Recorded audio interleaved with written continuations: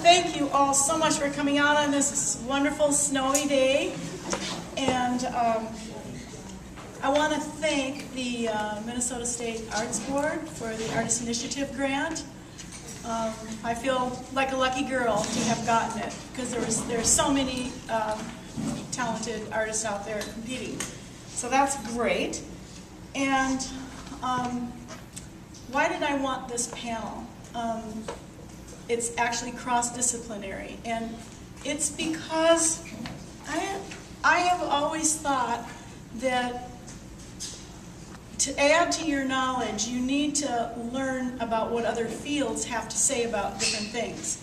And I think it helps artists make connections. So I have always been a cross-disciplinary person. So that's why I wanted this panel to talk about this subject matter from different points of view. So, having said that, you will find on your clipboard, and it's for later, is an evaluation form which will help me with the final report for the State Arts Board. There's 5 pages of instructions for how to complete the form. I'm really looking forward to that. Anyway, I'll introduce the panelists. This is Kerry Morgan, and she is the Director of Exhibition and Programming at Minneapolis College of Art and Design. She has a PhD from the University of Kansas in American art up till 1945.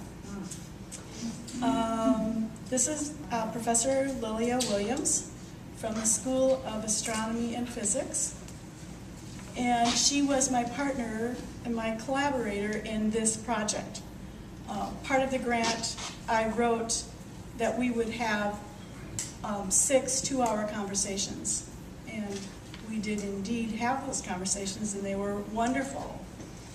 And this is Dr. Jennifer Manion, and her interests lie in feminist philosophy, the history of modern philosophy, and contemporary ethics theory. She's retired from academia now, but she knows her stuff. So I will take it to Kerry right now. She's going to be moderating the panel.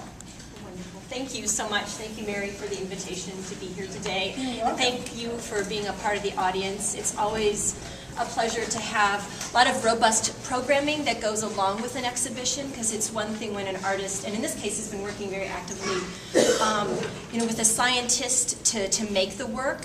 Very often making art is a very solitary practice, but here I think it was much more collaborative than I think most artists even have ever experienced.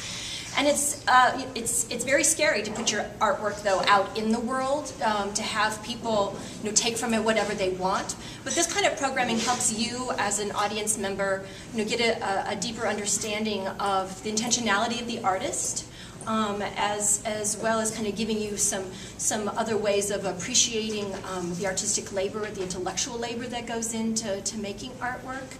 And I think you'll see that it's a very rich topic that Mary's been exploring. So before we start, I just want to say that the overall arc of our discussion is titled "Making the Invisible Visible." And there's a lot to say about that, but I want to pause because right now we are actually on Dakota Indian land that was taken from the Dakotas as part of the colonization of the United States. And I'm trying to be very acknowledge that, because that idea of invisibility, of making visible the invisible, is something that I think as a culture we've gone through a lot the last year. And if you, I don't know if you've heard of some of the controversy that happened at the Walker Art Center, but the invisibility of the founding of the United States and of the continued presence of Native Americans and their contributions to American society, I think is undervalued and made invisible too often. So whenever I give a public talk anymore, I'm just trying to take a moment to acknowledge the fact of making visible something that for most Americans is invisible. And it's also pertinent to today's topic because as an art historian, I've studied kind of the trajectory of American art primarily, but also European art and thinking about contemporary art today in terms of a history of a legacy of abstraction. And actually Native American art was appropriated in the early 20th century to give us a lot of the ways of thinking about abstraction. And although today that's not the primary kind of thread that I'm going to talk about or kind of lay out, it's one of many threads that we could talk about of the evolution or a history. There's multiple histories of abstraction. But it's one that a lot of people don't know about. So again, I would say that I'd encourage you, if you're interested in learning more about that, there was lots of writing and research done about kind of the particular appropriation, as I say, of American Indian motifs in the evolution of 20th century art. So, but today I'm going to focus a little bit more specifically thinking about just some broad parameters of thinking about abstraction and looking at the work. We say abstract, and it means a lot of things. We say abstract art, and that also it might conjure up a lot of different things. And it's very heterogeneous, and there's multiple histories, and there's multiple ways that we could contextualize it. But I'm just going to go back to like two basic ways of kind of thinking about, or the most popularly recognized ways of thinking about abstract art, as I think in a Western European trajectory, because there's all kinds, as long as people have been alive and there have been, across the globe, there have been, mark making going on. And from indigenous peoples to Eastern European to Asian. And so again, today my focus is really thinking about Western European kind of trajectory. And very often that genesis, thinking about where does abstraction come from, there's a kind of a fabled beginning that happens around 1915 in Russia, of all places, but with the artist Kazimir Malevich, where supposedly he was interested in trying to divorce art from replicating things in the world. Instead of trying to make what we see in front of us more knowable, he was interested in pushing the knowable away. And so it's kind of one way of thinking about this history of avant-garde art making in the early 20th century. And as I say, so what I'm thinking about abstract art, what I'm describing is art that does not picture things in the world. Art that does not picture things in the world, but still claims its objecthood as a painting or sculpture. So this abstract painting, like here, we recognize it as a painting and as something that, again, if you didn't know the title of Mary's exhibition, which is called Smashing the Visible, or if you didn't know the particular title of this piece, which she actually doesn't give you. It's kind of nice in a way that you don't have the title there to kind of inform you, but you do have like a quote here. But you could come to this work and you could bring your own kind of subjectivity to it and kind of think, you might have your own ideas about what this means. And that's what artists in the early 20th century, these European artists, were definitely interested in doing, is trying not to burden you with knowledge of the thing itself, but trying to open it up. And someone like Malevich had a very utopian idea that was tied to it. And I don't want to get into that or kind of give this in-depth history, but thinking of that he was, though, an artist who showed not objective paintings in 1915, and it was in an exhibition space, and broadly misunderstood.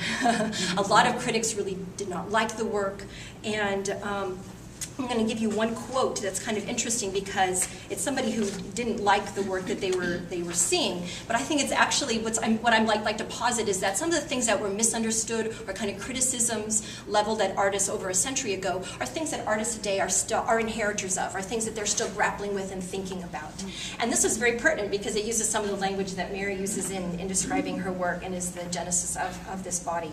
So one of these persons who didn't like, one of these critics who didn't like the work that they saw, said that the work derives from the anxiety before the invisible.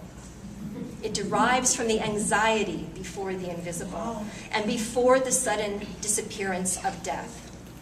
So there's a lot to unpack in that statement, but it's interesting that even some of the very terminology that was used to say, I don't like this work, ends up being a part of what makes this work so interesting and so vital and so worth thinking about today, about this anxiety before the invisible. So again, if you're interested in learning more about kind of one trajectory of the history of abstraction in European and American art, you can look at Kazimir Malevich from around 1915.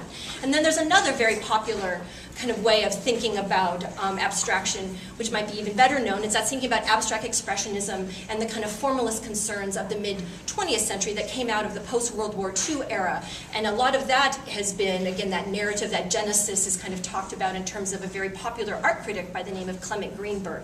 And Clement Greenberg was somebody who wrote a lot about art he was a champion of artists such as Jackson Pollock or Mark Rothko or Barnett Newman. And then he later in the 60s kind of became even a champion of other artists they're called color field artists like Jules Olitsky, Morris Louis, and Helen Frankenthaler, and those are just some examples. And again, because I'm not giving a slideshow or something, I'm not going to talk about them in particular, but what those artists were also giving us was not kind of just the distillation, because Kazimir Malevich, I didn't describe his works, like he made these totally abstract paintings that was just black on black, it was just, or white on white, it was just, all it was a color, a solid color into itself. And whereas in the mid-20th century, what Clement Greenberg was championing as kind of this new abstraction was much more like gestural abstraction, which I think you can see, the gesture and the mark of the art is very evident in Mary's work. So we have one thing about Malevich, and I apologize for going back to this, because one of the things is these artists who were working in the early 20th century, they were trained as academic artists. They were trained to look with their eyes and to study light and proportion, but they had a training where they actually knew how to draw. It's not as if they went to, I want to make a perfect square black because I don't know how to draw. That's not kind of how they developed. They really developed out of the ideas that they were trained artists who knew how to try to replicate things that existed in the world, but they wanted to get beyond that. They wanted to get beyond looking for something pure, looking for something transcendent. Very often it was tied to both very utopian ideas about transcendence very often. But the way that someone like Malevich or someone like Piet Mondrian got to abstraction was kind of through this simplification where they start with the word, with the object, and it becomes more and more distilled to something purer and purer and purer. And I just there's two things that I want to say about this. Again, these are not direct connections to Mary's work, but there's something about these that I want to talk about real briefly, and then I can open it up to other ideas. But the idea about this kind of like taking something from the world and then trying to gradually abstract from it was actually very much a part of Mary's process, which I think is really fascinating. And Malevich and Mondrian talk about this idea of trying to get away from the body, to try to get away from the corporeal, about how do we get into something beyond kind of what we know as physical beings living and working in the same space. And it was, if you read a little bit of, where you can talk about this too, but like where we're positioned right here is like evidence of this kind of abstraction that Mary went through herself, of thinking about this. It started as a rib cage, it kind of developed out of a rib cage, and thinking about the body, and I'm not sure how much you want me to go into this, but thinking about the death of her mother and thinking about what happens to our bodies when you die. And it's just interesting that although, again, it's a totally different trajectory, some of the very same things that like Malevich and Mondrian were thinking about is trying to overcome the corporeal. How do we get beyond our bodies? And I think that's an interesting dilemma, and thinking of like how do we, because you were dealing with the idea of how does a very specific body, what happens to it? Like what happens to the energy that was a body? And these other male artists were thinking something very different. In fact, it's very sexist. A lot of their thinking was like they saw the body as gendered female, and the female was something you needed to overcome.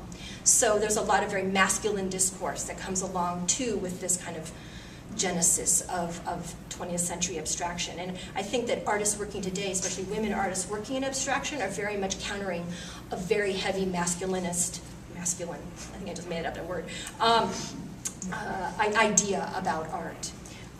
So this idea of this progressive abstraction, though, I think is interesting, and something that Mary inherits, actually. Mm-hmm. And then also the gesture abstraction that we see if you study the work of Jackson Pollock or some of these other artists, too, I think is obviously very evident in her work. So I think I just want to, there's a lot of other artists that, you could point to, and there's hundreds and hundreds of them. But I say, starting from the genesis of thinking about what were some of these artists trying to do, I think the idea is that the idea that the formal qualities of the artwork are meaningful in and of themselves, like the use Mary's choice of distilling it down to here to something clear. Like, why did you choose clear and not white or black or blue? And thinking about, you know, that these are not total monochromes, I think is very important as well, that there's a lot of looking that you need to do. They actually ask something of you as a viewer. They're not going to give up exactly what they're about. Because like, this might bring to mind different associations, but there's, and also what's very important is that you know, they're meant to be spent time with, and also to look at from different trajectories. That if you look up close, you can see her use of graphite. You can actually see like the sense of the kind of rush things that she was using. Whereas from far away, they look like something else, and they look like the light hitting them is also very important. And that's where like looking at them from different perspectives is also very, you know, central to her work. So, you know, as a work of abstraction, I think they are kind of transcendent in a way, not in a specific spiritual or religious sense. And obviously we'll talk about that more. Well, so. I want to respond to that in a way, because as I started distilling and getting it more and more abstract and going away from whatever it was, and then especially after my conversations with Liliya, it became very clear, and the reading, it became very clear to me that something that you can distill and abstract things as much as you can do it, but there's always a complexity behind everything. So there's that, especially on that particle type level, what is simple becomes extremely complex, and what is complex becomes simple. And I really like that, playing with that juxtaposition of things, that what is big is also really little, and what's really little is really big. And I've been very fascinated with that from day one. Even as a little kid, I was fascinated with looking at the horizon line out on the farm where I grew up, or almost seeing the curvature of the earth, but then finding out how complex those things really are and what those things do. So, well, and then as soon as you find out we're made of the same stuff that stars are made out of, you're like, whoa, okay, how does that work? And then you try to figure out, well, how does that work? And where does it come from? And how does, so really all of the paintings are my personal artistic dialogue with this piece, is how it operates on a certain level. So invisible to me is also, is it, can I just like yeah, absolutely, yeah. Invisible to me is like things that are silent or empty or blank. They're really not empty and blank. As Liliya always says, you know, looks, we think this is a chair, and we think it's solid, we're sitting on it, it's cool and everything, but it's not really solid. There's nothing there, baby. I mean, it's just all molecules and particles and stuff. So that's really interesting, I think, is that the silence and the emptiness, and what's not there is just as important as what is there. So that, and then the mark making. I like mark making. I like I sort of try to empty out my body and not think too much. Well, not think at all, and just put the paper and the brush in front of me and make the big mark, let it dry, and then see what else has to happen. How do I make it a coherent composition, or a chaotic composition, or whatever kind of thing. So that's kind of how I think about it. And I'm thinking of these as thought experiments. And they're named after actual physics concepts. This one is called broken symmetry, and that's a really cool concept in physics. And the one back there is entanglement. When I first started working with all of them, or the whole idea, my working theory is, well, if we come from, if we're made up of the same things that the stars are made out of, and we might mimic what the particles are doing, we just don't know it. You know, So that's kind of a working theory that I sort of had. I'm not sure it's just how I approached it, sort of as thought experiments. This one is called transformation. Yeah, I think I'll stop there and see what Liliya has to have say. everyone out, Yeah. and kind of respond to the idea of making visible the invisible and what that means for your particular discipline, and then how it might have overlapped in your conversations with Mary. Right. It's huge, right? Go for it. Easy And what task. do you do? What do you do exactly? That's hard to explain too. Yeah, I guess you could say that what I do is make the invisible visible, and there are different ways to interpret that phrase and apply it to the work that I do. There's almost a literal aspect to it, a literal interpretation, and that's something that I touched upon last Saturday. And that is my particular field has to do with, I study dark matter, and dark matter is invisible to us because it doesn't interact through forces that allow us to see things that we see, meaning through light, through photons. So one aspect of my job is mapping out the distribution of dark matter on various scales in the universe, on galaxy scales, on clusters of galaxy scales. So that's part of it. And the reason why we want to do it is because if we know the distribution of dark matter, then we can learn something about the fundamental properties that make up the particles. And of course, the goal of any physics endeavor is to understand the physical world around us as best as we possibly can. And that goes beyond the understanding of just, for example, the Earth or the Sun or the solar system, and it goes beyond that to be able to understand what is the most dominant mass component in the universe, and that happens to be dark matter. What is the most dominant energy component in the universe, and that's dark energy, and we know even less about that. So, yeah, so one aspect of it is just mapping out the distribution, the three-dimensional distribution of dark matter. But one can also interpret that question, making the invisible visible, in a different sense that would be applicable throughout physics and astrophysics. Yeah, and that is in the sense that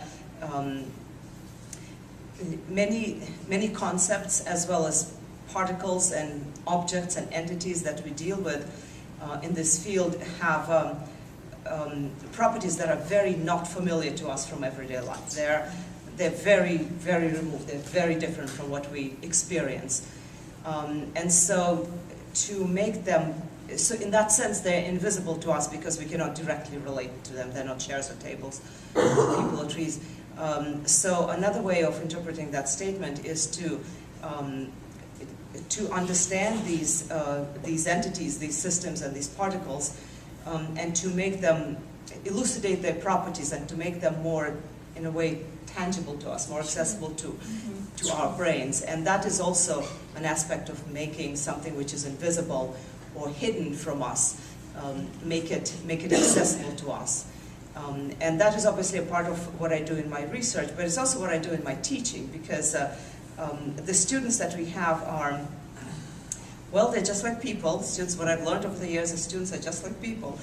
So when they, and they start out just, they're little people, they grow up, they gain experience, but their approach to science, to physics and astrophysics, is also that of just a layperson. And you have to familiarize them with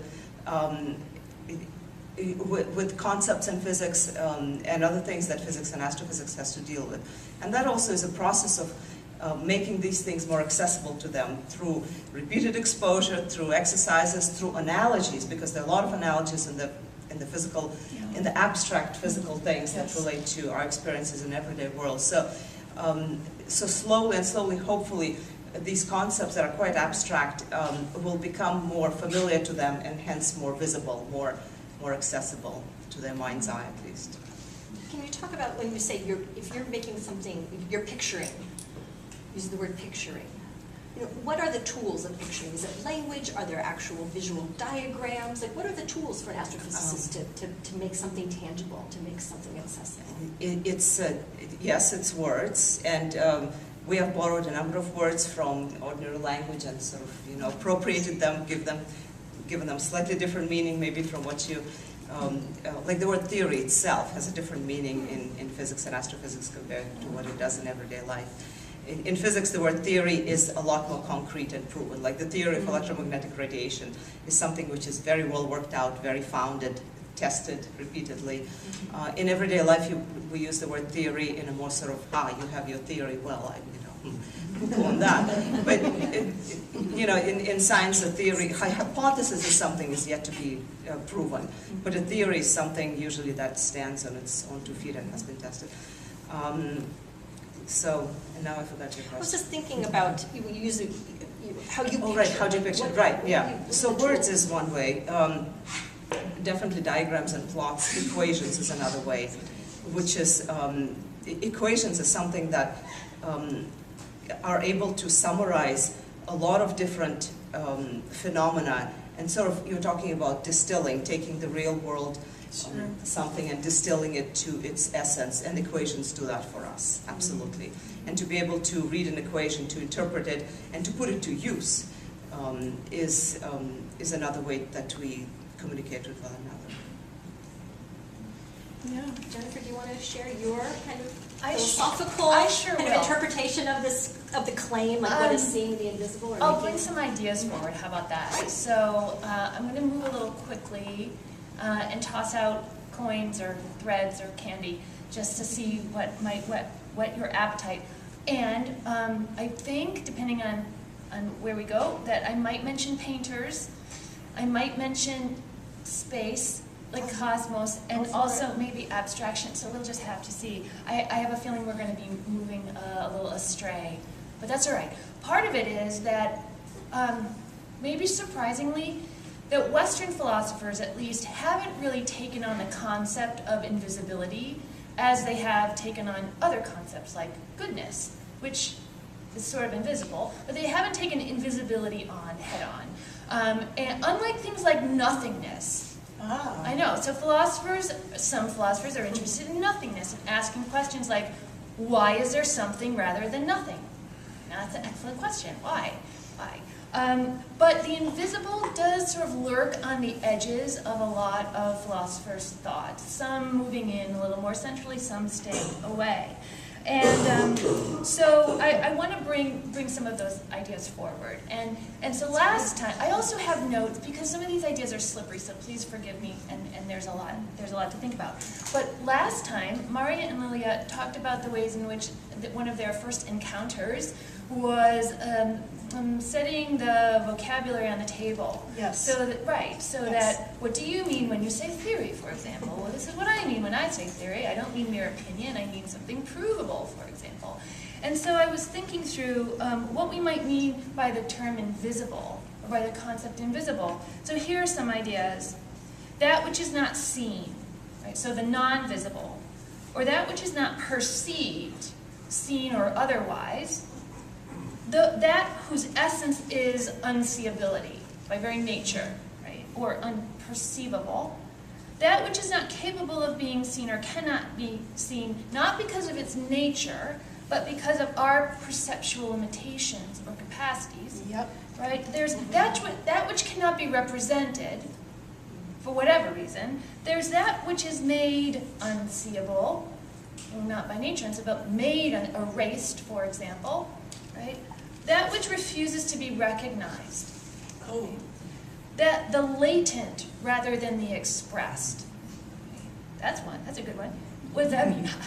Right? That which is inconspicuous, Merriam-Webster likes that one, for invisible, inconspicuous. That which we don't attend to, the non-existent, that which should not be named, or that which is masked, or that which is out of sight. Right? So all of these different ideas about the invisible, right? The meaning. Well, speaking of ideas, this brings me to John Locke.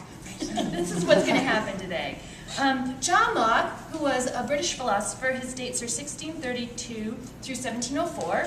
He was very much interested in what we can know. And we'll see like the philosophers who pull on the invisible, or at least gesture toward it, are often interested in trying to determine what is real. Right? So what is real? What is really real? Right? Not just sort of real. What can we know?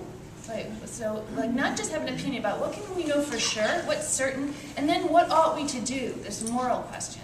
And so John Locke, he was very much interested in what we can know, and he thought that words stand for ideas, and ideas are important to knowledge, right? So we have ideas about things, and some of which can be known or not known. And so this is what he says about language. Because I was nervous about this talk, and I thought the philosophers don't talk about the invisible, so I Googled philosophers and invisible. And John Locke, who I adore, came up, and he says this is about language. And he says, a man, but he means a person may have, and I love his style, a person may have a great variety of thoughts that could bring profit and delight to others as well as to himself, but they are all locked up inside him, invisible and hidden from others, and incapable of being brought out into the open. If society is to flourish, thoughts must be communicated, right? Ideas made visible. So people had to devise some external perceptible signs through which they could let one another know of those invisible ideas of which their thoughts were made up. So language as a signifier. But then he goes on to say this, and this is weird. Because a person wants his hearers to think that he is talking not merely about his own imagination, but about things as they really are, he will often suppose his words to stand not just for his ideas, but also for the reality of things. But then he says, let me just say here that it is a perverting of the use of words and brings unavoidable obscurity and confusion into their signification whenever we make them stand for anything but ideas in our own minds. Uh-oh. So what he's saying here is that our knowledge of the external, that we can't have knowledge of the external world. We only have knowledge of ideas in the mind. Now and I can get an idea in my mind just from seeing you, right? So because I have this perception of a crowd. Now I only see my perception. That's all I can know. I can only know my perception. But it has strange consequences. So, for example, our knowledge of the external world only extends as so far as our current sensory experience. So I cannot know that dark matter exists. I'm not perceiving that right now. I cannot know that my mother exists. Well, she does, but I don't know that. I can be of the opinion, right, of that is true. Secondly, the other thing about Locke is that we only know the world as it appears to us through our senses. We don't know its underlying nature.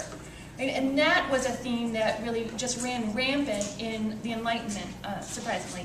But first of all, let's look to Plato, because why not? Right? Plato, who was born around and about, we don't quite know, 424 BCE, and died around, but we don't quite know, around 348 BCE. He gestures toward the invisible as like the house of reality. And it comes about this way. He says that we are confused or mistaken in our confidence about the reality as we perceive it. So he gives a story. This isn't even real, right? He gives you a story. And he says, imagine that you are in a cave deep underground and you're facing a wall, but you're also shackled. It's not a good story. And you're shackled like a slave, and you're viewing a wall, and on the wall are shadow puppets, or shadows, right? Shadows of puppets, shadows, and they march about, and you think, oh, this is a great world. This is the only world I know. It seems so real. Like, look at that real flower and that real rabbit that's topping across my view. And Plato says, what if your shackles were broken and you turned around, and behind you, you would have seen a great fire being built, and in front of the fire, puppets whose shadows were thrown on that wall. You thought those things were real, and they were not real. They were mere shadows.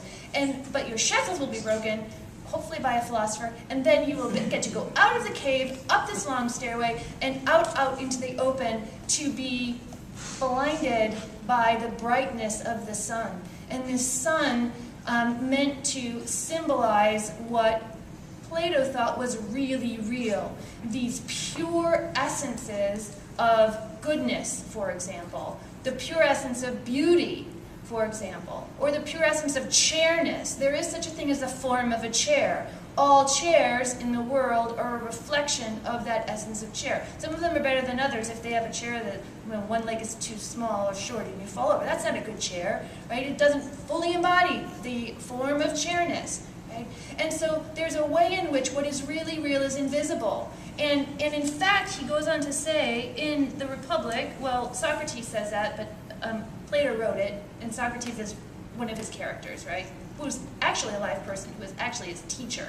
But in the Republic, he's a character, and he says, the forms are objects of thought, not of sight. So they are invisible. So the world as we know it is a mere copy of what these large forms are about. And so this is why painters get kicked out of the ideal city. But I just wonder, given what we've talked about, that perhaps the abstract philosophers would be allowed to stay. Because the problem with painters is that we're already always like shadows of the true essence of things, and painters just paint a shadow of a thing, so that's like a copy once removed. But perhaps abstract artists would stay. But also those poets can't stay either. But that's because we're not all philosophers. And if we're all philosophers and we are all lovers of wisdom, then I think we could all stay, and poets and painters would be there as well. That would be fun. Okay, so there's a little bit more of invisibility in Plato before we jump forward to Immanuel Kant. But Plato, so there's not only the form of concrete things, right, like chairness or abstract concepts like beauty, there's the form of justice. Justice exists, diminished, as we know in our own world, right, that justice exists diminished. And one of, in the Republic, one of the protagonists, not Socrates, questions whether just people can truly be happy. And of course, Socrates says, yes, of course, they're among the happiest, truly just people. And so the protagonist says, let me tell you a little story, because I don't think you're right. So there's a shepherd, you know a shepherd? There's a shepherd, and one night there's some big rainstorm and a crack in the earth, and he goes down, and there's a casket of some sort or whatever. He finds a ring, and he puts a ring on his finger, and he turns it, and he becomes invisible. Now, the question is, will this shepherd be just? Well, no, he won't be, because he can commit all sorts of injustices and not get found out, right? So what he does is, he's a shepherd of the king, so he goes to the castle, I suppose, and seduces the queen, who then helps him kill the king, which has got to be an interesting little story in there, I don't know what it is, and he takes over the kingdom. And so this idea that if we could all become invisible, we'd run rampant. And now, of course, Plato ultimately gives the message that that is not true.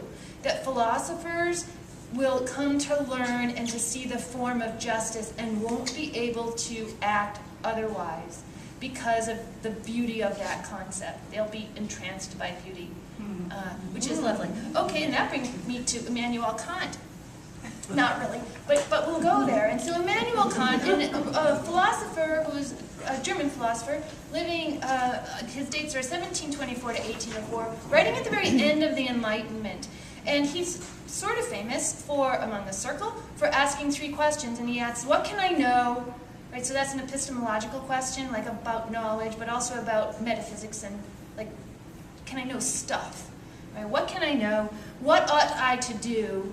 Moral question. And then what can I hope? And that question was actually his religious question. Right? What can I hope? Because proofs for God's existence didn't go anywhere, really, at that time. And he was also writing, of course, when during the period when Newton's fantastic ideas were really bringing forward the hope that reason is going to win the day. The power of reason. We'll be able to figure everything out, and we'll also harness nature in the most appropriate and great and fantastic ways. Right. That didn't work out either. But he does say this. This is from, so he's not a super poetical philosopher, but he did say this, which is nice.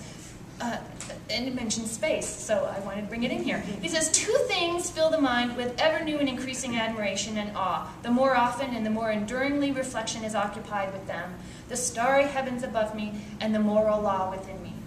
So clearly he's probably talking about stars themselves, which you can see, but likely what's beyond the stars, the invisible. And he's talking about the moral impulse within, which is also invisible. It's not like it's not like our morality lies in an organ, right? So we can't dissect it, but where is that?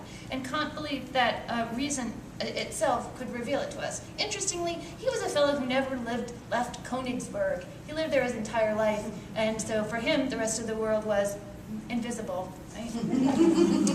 Okay. So Kant was writing in the wake of John Locke, right, who we just thought a little bit about, with this worry that we can't really know a lot of things. We can't say we know for certain things. I can know my ideas. I can know collections of ideas that correspond to one another pretty well. So I can have the idea of gold, for example, because I have had the perception of yellowness and the perception of, I don't know, is it heaviness if it's heavy, for example, or bendable if it's bendable. I can have those ideas, so I can know my idea of gold. Does gold exist?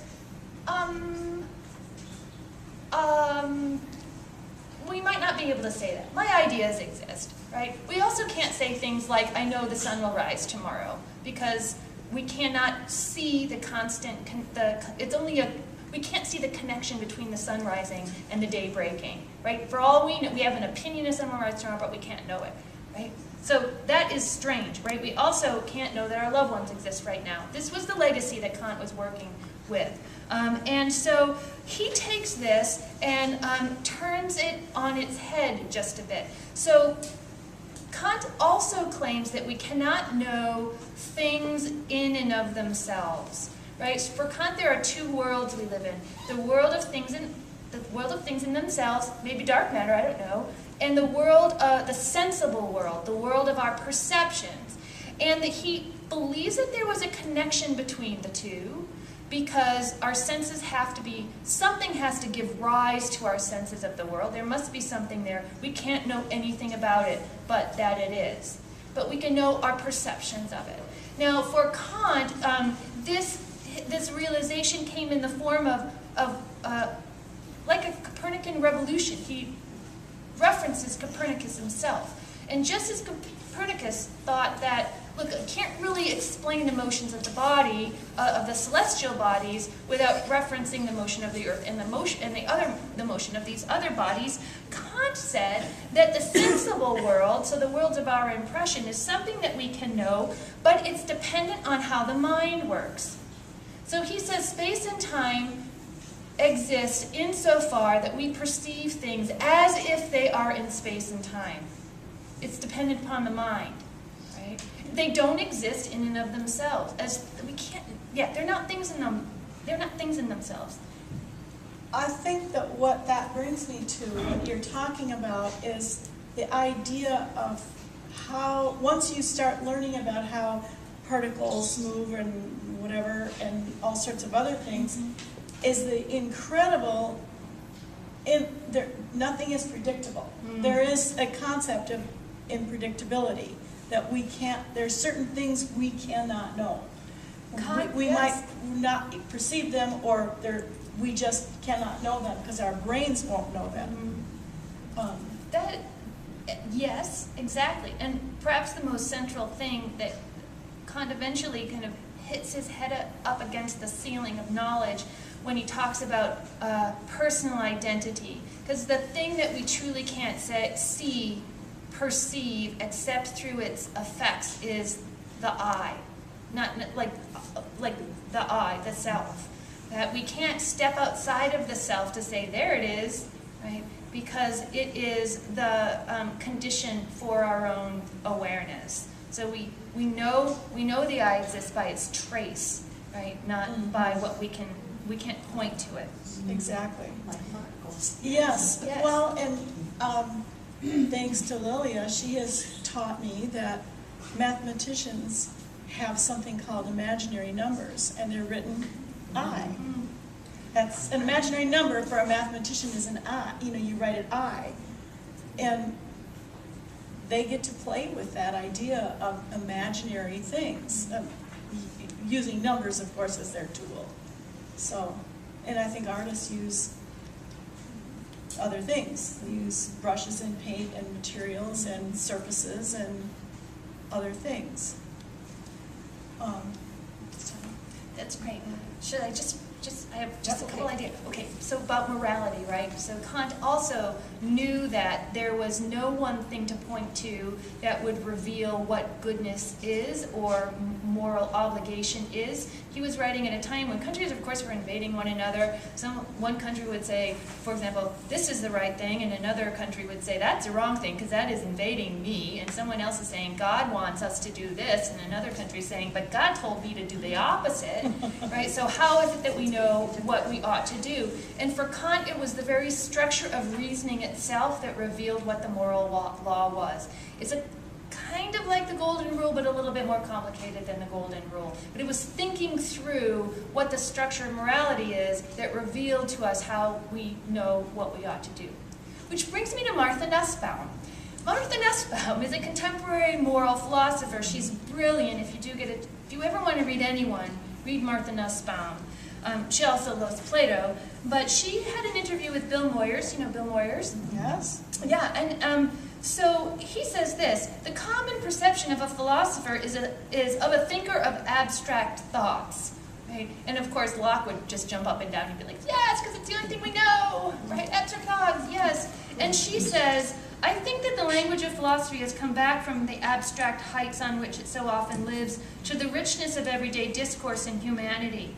It has to listen to the way that people talk about themselves and what matters to them. And then she goes on to say, the condition of being good is that it should always be possible for you to be morally destroyed by something you couldn't prevent.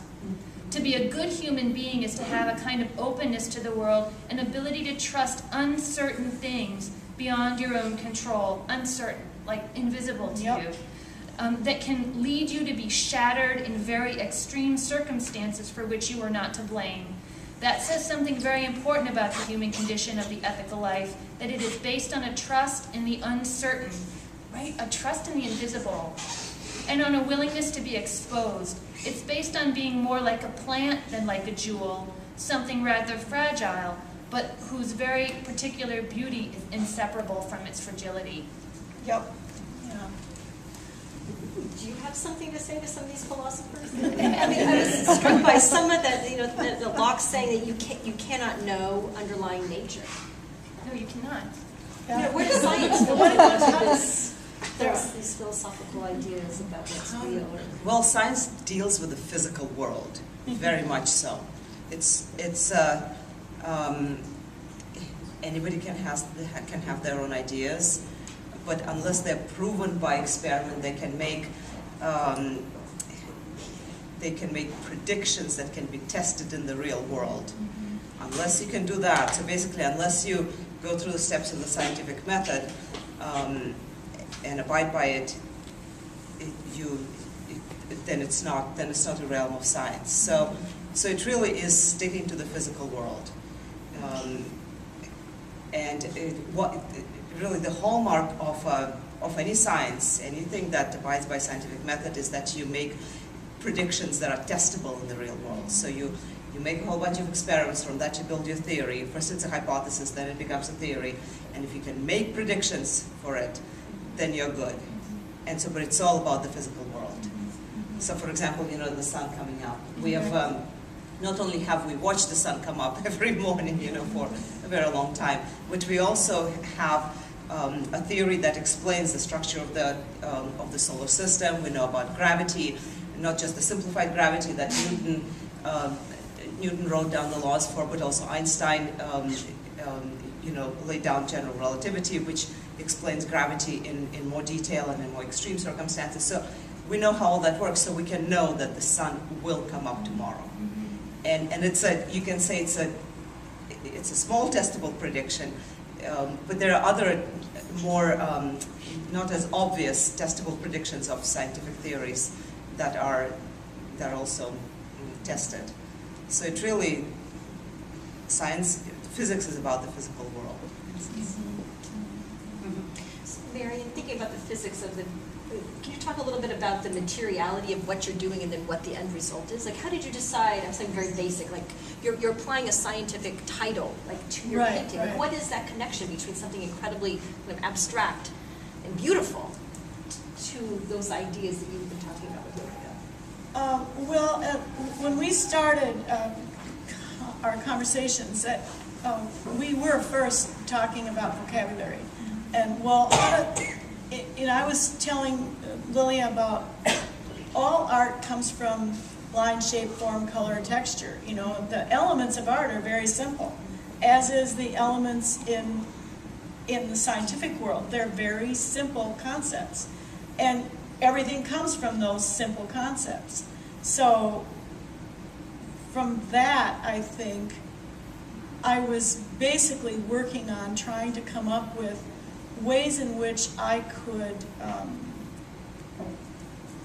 have this simpleness, and yet within the simpleness have the complexity. So that was foremost in my mind most of the time, is this simpleness that would lend itself to extremely complex things. So in the paintings you see the big gestures, and then you see the little things that are going on. And they're not the same, and they're sort of riding between each other and communicating with each other on a certain level. You see it in Entanglement a lot. That's the one back there. On your clipboards, on one side there is the actual research map of Liliya, and that Liliya and her colleagues made, and that is a map. It's in color, but it really isn't color. But it's a map of dark matter. And my piece up in the front, which is map-like, on the PVC, the black on black, that is my interpretation of that map. And I actually finger painted that with acrylic paint, and then the borosilicate glass is on top of it. So I don't know if that answers your question. Yeah, I was thinking about, we were talking about the material, being Yeah. I mean, that the artist, yes, I mean, has these particular tools that you're Right. using in order Right. to make something physical and make something Right. very active. I was just thinking about, you know, what is that connection, then, you know, how is that part of that process of you kind of distilling down, and Yeah. but also the idea of, you know, seriality and repetition, because these weren't just one-offs. Like, wasn't just one. Right. I mean, could you explain a little bit about that process? I mean, because weren't these multiple drawings that you would do, and it's Yeah. not as if this was, oh, I just got lucky and this came out looking like this, that you actually, like testing, you're, like something Right. wasn't this was not predictable, but the idea that you were working methodically in order Yes. to achieve a particular Yeah. type of result. Well, when I first started, the first iteration of it was at least 4 years ago. And that was in response to my mother's death. And those were just like black marks on a small piece of paper. And I probably did 200 or 300 of them. And once I did them and then looked at them, I could see that it was a language, a visual language that went beyond what it was that it was just a visual language. Because there are no words for grief. There are no words for thousands of things in this world. There are just no words. I mean, the words don't really work. Or you think, oh, that says something, but it doesn't really talk about the inner workings of it. So then I made probably 200 or 300 of them on the 22 by 30. And then this whole time I'm writing in grants and getting rejected, you know, 4 times or whatever. And then I had started to talk with Liliya. And I did write the grant, but I had no concept whether I was going to actually get the grant or not. So we had actually started the conversation before I got the grant. And then when I got the grant, we started really in serious working with the conversations about different concepts and how they work. And I worked on the floor in the garage with the big ones, and a great big giant brush to make the gestural mark. And I tried to do that with as little thinking as possible, to just get out of my own brain and way, and then developed them, like each one of these probably a couple months to really develop them after I got the gesture on, and that kind of thing. So I don't know if that answers your question, but... Are there questions from the audience? Because we'd be interested in knowing what you want to hear more about, because we've got kind of thrown up, kind of disparate ways of thinking about what disciplines, kind of trying to, there's different modes of asking questions, and there's Right. ways of testing methods, and just to say that, art is a very fun area to see where disparate disciplines come together very often, because there's a lot of artists who are looking at scientific ideas and phenomena, and there's artists who are reading philosophy and are obviously reacting to the overarching kind of ideas about society and economics, and I think that's why art was so fun to study. I think so I'm interested. I'll be quiet, but to let you ask questions to either any of us here, or if you want to share with one another some of your thoughts, kind of relating to some of the things we've talked about. Question.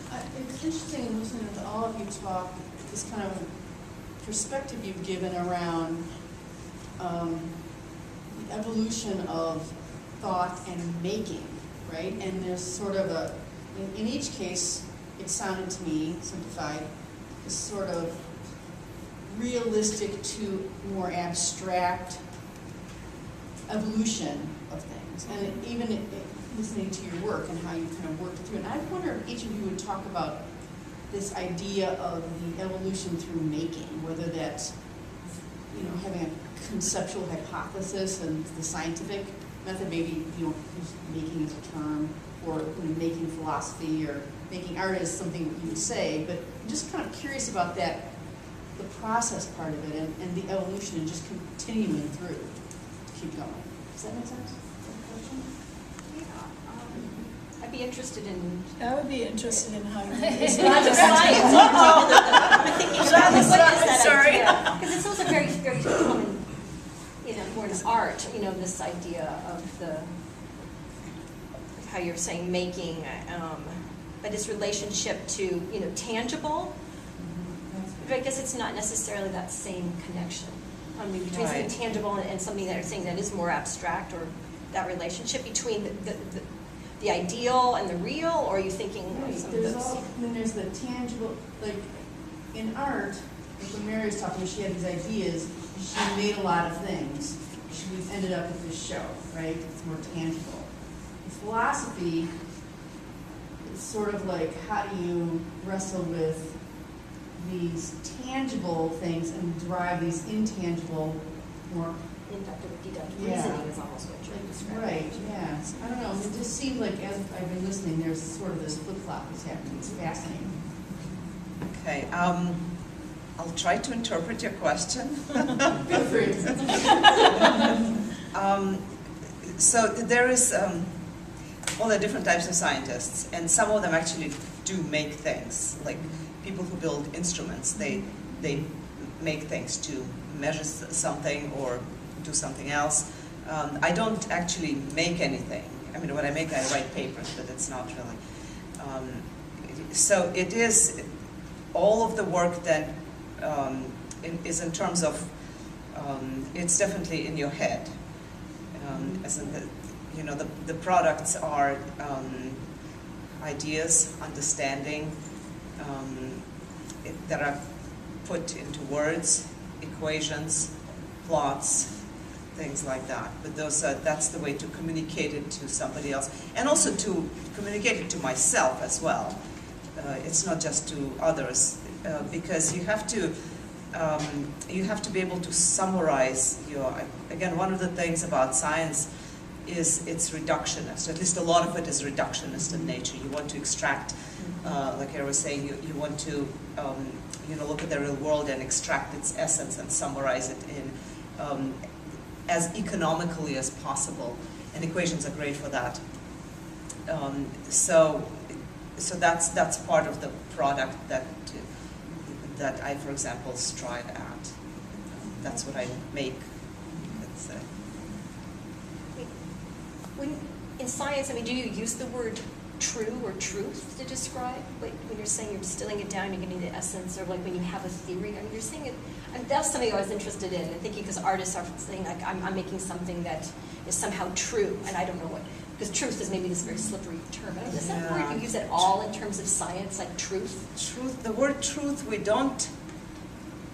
Sure, we use it, but not really. You won't find the word truth in any published paper. You won't. You don't believe in it that much. Though. Pardon me? You use it, you just don't believe in it that much. Right, we use it, but we use it like in a common, everyday sense of the word. But yeah, we're really careful about saying that,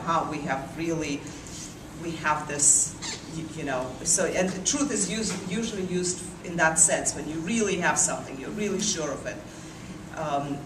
Science is a lot more, So a theory is not necessarily the equivalent. it's never the final theory. It's like never the final theory. Newton had the theory of gravity, and it works perfectly fine, but it has its limitations. And Einstein built upon that and made it a lot more encompassing. It's a lot broader. And within it, there's Newton's theory of gravity, embedded within Einstein's general relativity. And Einstein doesn't claim, and none of us do, that it is the final theory of gravity. We know it's not. It's a better approximation. It describes the gravity a lot better than Newton could describe it. But nobody is going to say that, that's it, we've arrived. There's never going to be a moment in science like that where you say, that's it, we arrived, this is the truth, and we're done, we're going home. That's never going to happen in science. And I think this is where the connection with the philosopher comes in, Carla, with respect to your question. So, of course, we all should know and be appreciative of the fact that philosophy and science way back when weren't separate disciplines, that they were one and the same. And contemporary philosophers work with absolutely the same kind of rigor of thinking that Liliya works with, and especially as a theoretical physicist who's working with concepts, essentially, expressed through equations. There are philosophers of science and philosophers of math who do exactly the same thing.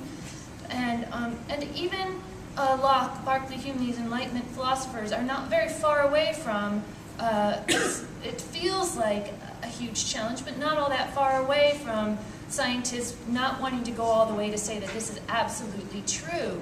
Because eventually these challenges are, well, if we can't say it's true, we'll just say it's true and we'll all get along and we'll know how we can speak about things. But philosophers are interested in unpacking the concept of truth, right? So where the scientist might say we're so close, this is repeatable, it is it's demonstrative, or it's supported by mathematical equations, but we're not going to say it's true. The philosophers might say, yes, let's think through that. What would it mean for something to be true? Right? This idea of knowledge is justified true belief. Like, how does justification come into claims about truth and whatnot? So there is the working of the philosophical mind. It's not that they don't think about reality in a way, but it's to try and think of almost the substratum, right? Yeah. The deep metaphysics, substance itself. What is it? Why does it exist? What can we say of it? Susan, I think you had a question? Oh, I just wanted to, when Liliya was talking about in science, that there's never a final theory, that something will always happen to advance another layer of that theory or something else. And I think that's very much like art, because there is no final art. Yeah. I mean, there's no final movement in art. It's never going to be over. It's always going to evolve. Yeah. And it also, it's all, like mathematics, it builds upon what happened before. Yes. Whether as an artist you're aware of that, or whether you're doing it or not, there's sort of like a collective knowledge about it. Not all artists study art for their whole lives, but there's what you make today. Even if the world says this is the finest thing that's ever existed, it will continue to develop as a Right, practice. Yeah. So I like how science and art actually do sort of roll together in the way it develops.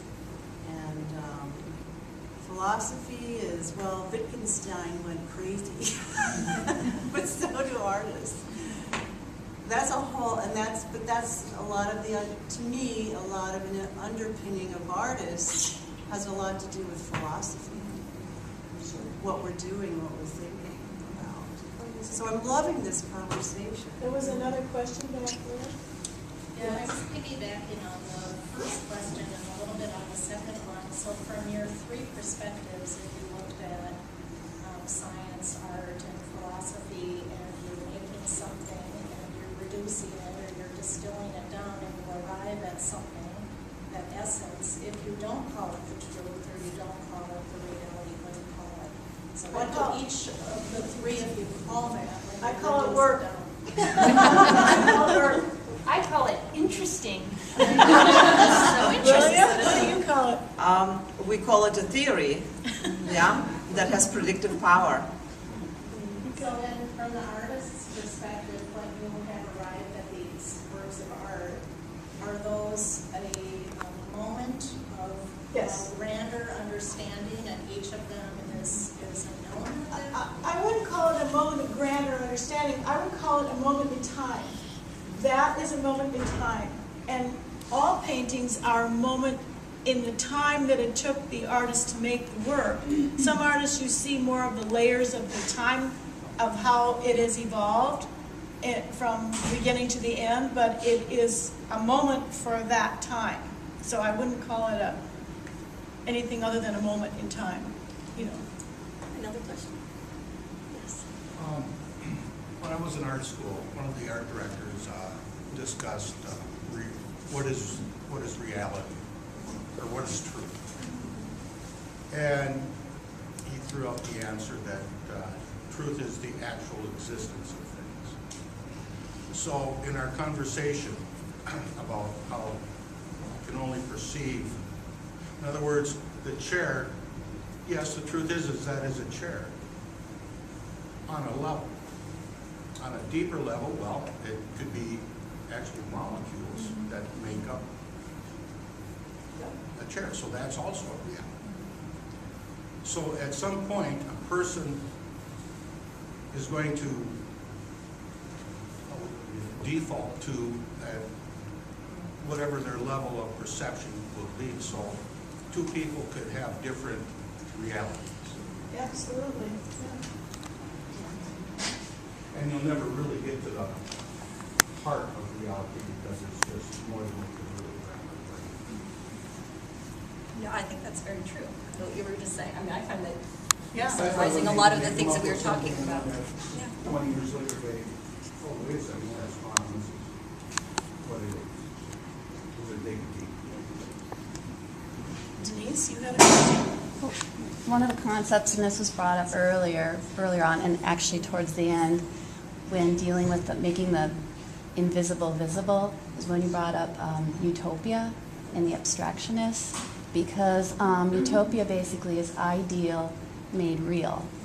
And I thought of that overriding, that concept with, in philosophy and with Locke, with ideas. In fact, at one point it was saying, oh, do you mean ideal made real?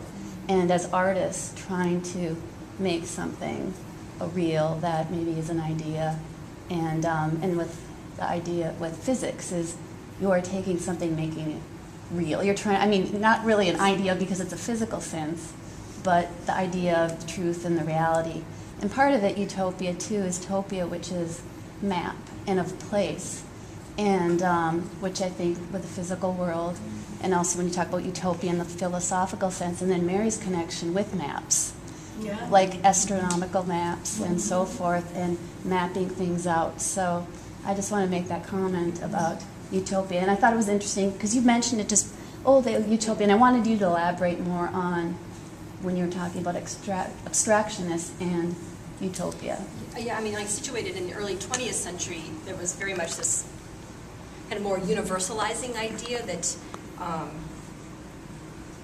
you could make, like in some artists thought in terms of geometric abstraction, that they thought it as a universal language and that everybody could come together and realize this together. So it was a little very idealistic, very idealistic. But I think it was very often, understanding like different art movements and what they emerge out of is out of very specific conditions of that society at that time too. And so very often they are tied to kind of, wanting to better society and think that artists had a true role in trying to present these ideas. But very often, again, the problem is that, utopia by its very nature can never be realized. But they still had a very strong connection on people looking back and reading about the work and looking at the work. Yeah, there were some other questions, though. That's all right. I'm always struck with the concept of what is the artist saying in their work, with their work. Particularly in abstraction, if it's not a picture of an apple, what is it? And it's just so hard many times when you are working in an abstract fashion. It's the artist actually saying something, hopefully. It's coming from within, it's something you're creating from yourself, and yet we're supposed to explain it, or we're supposed to, put words to it and say, this is what it's about. And so, many artists then get away from that by calling it untitled. Or just not showing up for the gallery talk or whatever.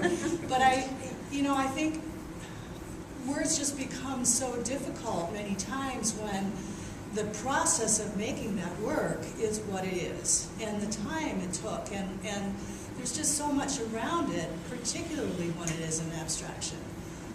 And so, I don't know, this is such an ambitious thing that Mary's trying to do, to talk about, grieving or feeling, and yet I think very humbly so. I applaud, what happens here, because it's amazing. It's amazing, and the collaboration with Liliya just makes it so much more incredible.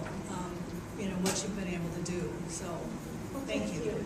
I think it's good when at least for me, for abstraction, is I don't necessarily want people to, I want them to read what they read into it for themselves. Because I think that's one of the good things about using an abstract language is it isn't, no matter what you intended, someone else is going to think whatever they're going to think. And that is a good thing, I think, because they get different things out of it.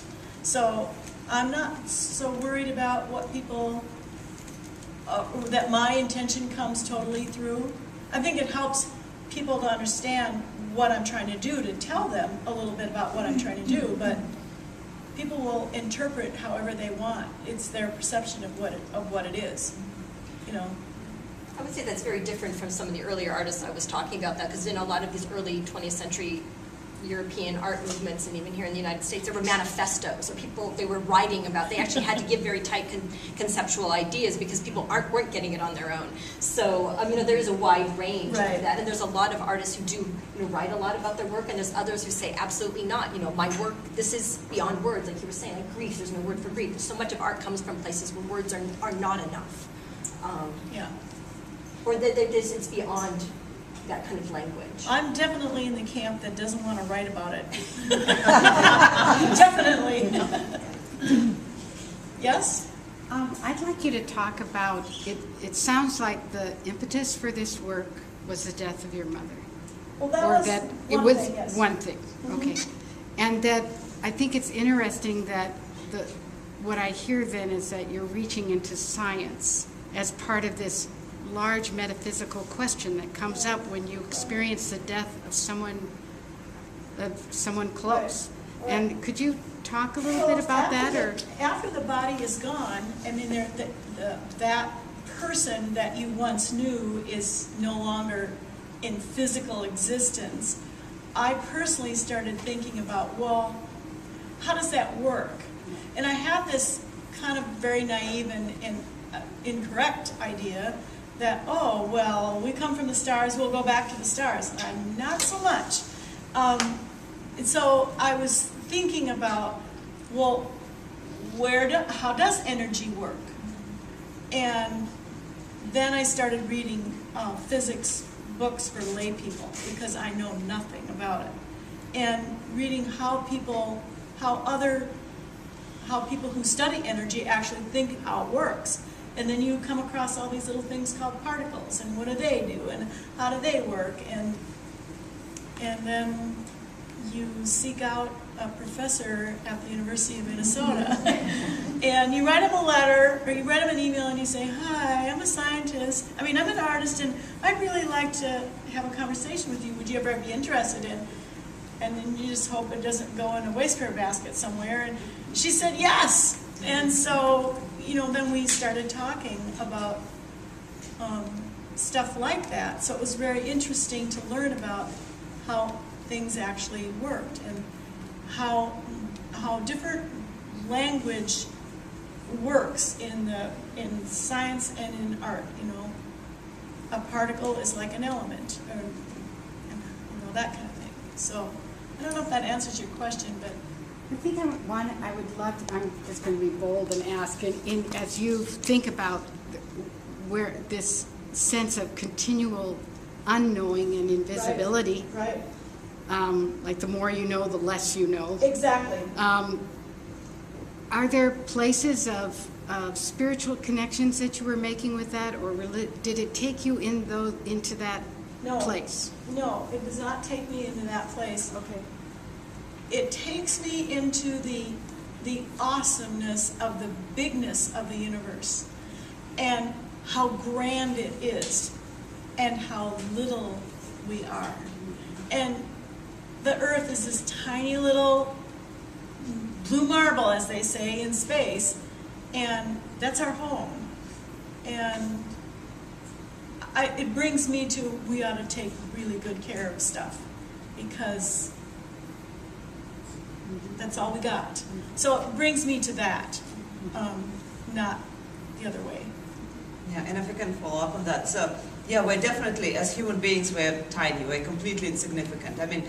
The scales of the universe that I study, the solar system, it doesn't need to exist at all. Our galaxy is a dot, really. I usually study things that are much bigger than that. But that's in terms of our physical size and lifespan, or any physical characteristic associated with our bodies and what we have made on this planet.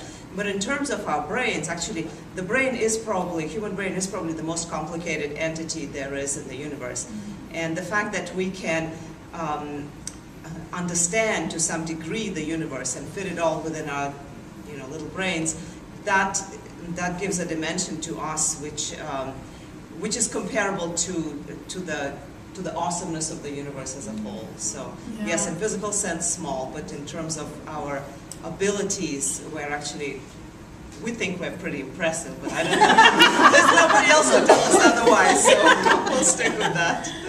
And I think, Susan, you had a question? Yeah. Mary, did I hear you correctly that you said that the piece behind you had dialogue with the other pieces? No, I had dialogue. That did not dialogue with me. Once I got that up and seeing it, then there was, well, what is this, and how does this work? And that was the beginning of the conversation about how energy works and learning about it. So, yeah.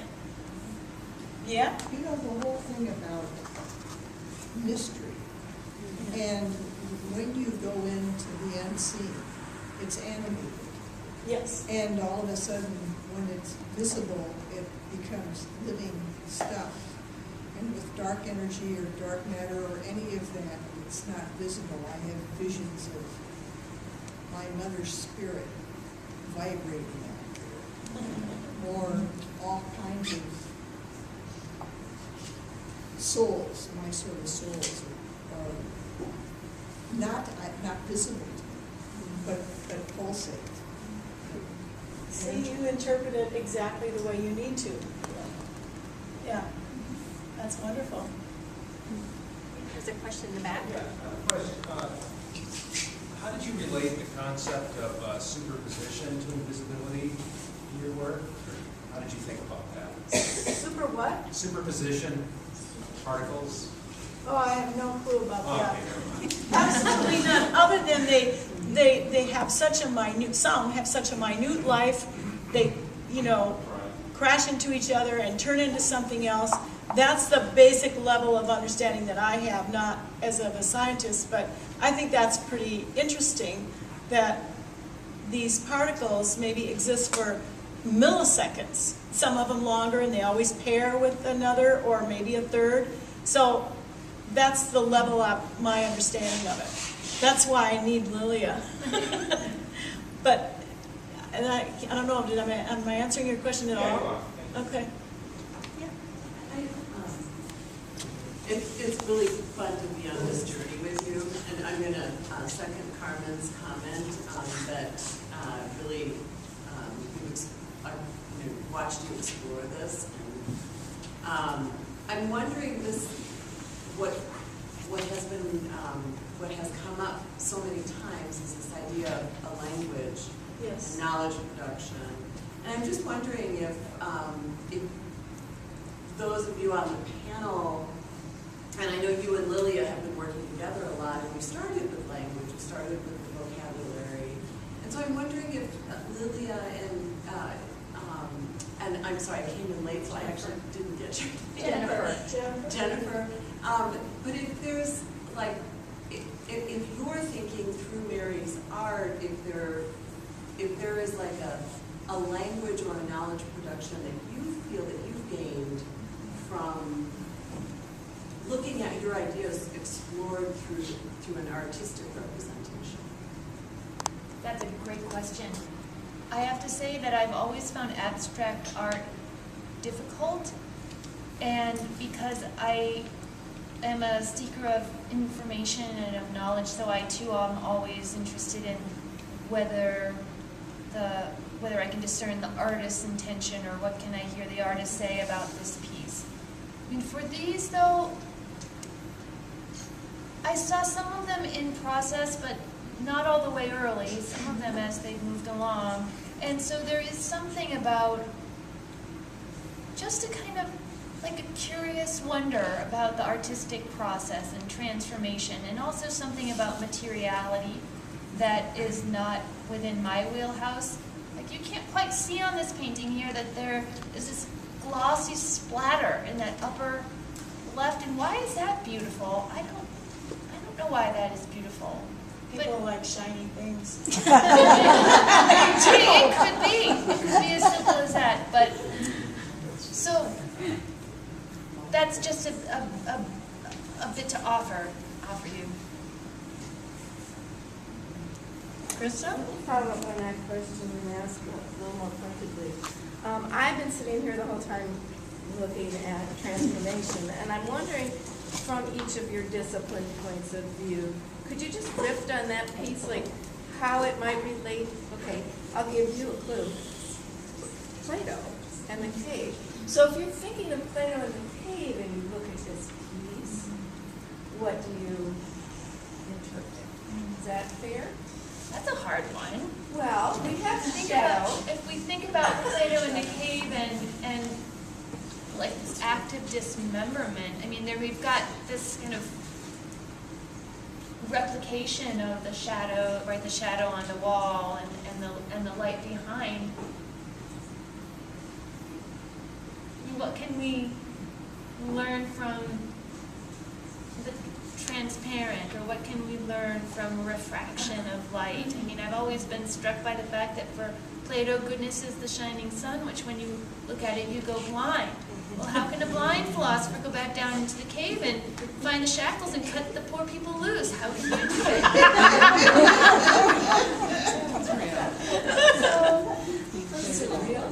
You know, I mean, philosophers break apart ideas all the time. I mean, that's part of the process. You break them up, you think of something interesting, you break it apart, and then you try to put it together. Then you try to get people to see how you did it. Right? And so, I mean, this itself could be a moment in a philosophical argument. Some idea has been blown apart, and we're all here to put it back together somehow. Yeah.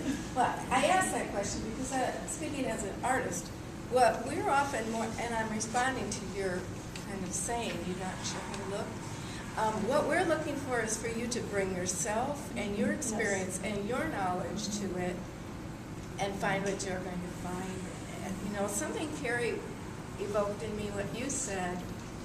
Well, you said some very interesting things about abstraction that I'll carry away with me, but the idea of representation and then tying that back together with your comment about how artists look at different disciplines. Actually, I think artists have started to more and more represent those disciplines. So I want to take your idea to the next step. Like, so what's the difference between me as an artist observing a potted plant or observing an in-depth study of an astrophysicist, right? And then we're bringing it through our discipline. Yeah, I mean, So it's a dialogue. It's not a thing it's a dialogue. to be used or read or something. It's what you bring to it. Liliya, she tell people what your reaction when you first saw this. She first saw Transformation in my studio. That was like, yeah. A couple of years ago, I guess. You had a very interesting. Yeah. Well, there's almost you can say, a literal interpretation that one can have from my perspective, from my background, and that is if you, especially if you walk between the ribs. So what it brought to mind is, like I said, very close to home in a sense. The Milky Way galaxy is one of two large galaxies in our local group. There's the Andromeda M31 and also the Milky Way. And both of them are they're constantly accreting matter, and some of that matter is in the form of satellite galaxies. And satellite galaxies, they're smaller than Milky Way, and as they come in closer to the Milky Way, they get ripped apart through tidal forces, the same tidal forces that cause tides on Earth. And so if you could look from the center of the Milky Way galaxy, you would see all these elongated shreds of these satellite galaxies that are getting torn apart as they are drawn into the Milky Way. So that's sort of what almost literal interpretation of what that reminded me. Interesting. That makes me think, because you talked about the word like analogies. Do you use analogies? Yes. So yes, even just absolutely. now, I mean, it's like you were trying to describe this analogy, elongated thread, and then Yes. this presents itself as some Yes. potential embodiment of that. Yeah. That's definitely the analogy that jumped to mind immediately. Yeah. Any other questions? We're good. Then thank you so much. Thank you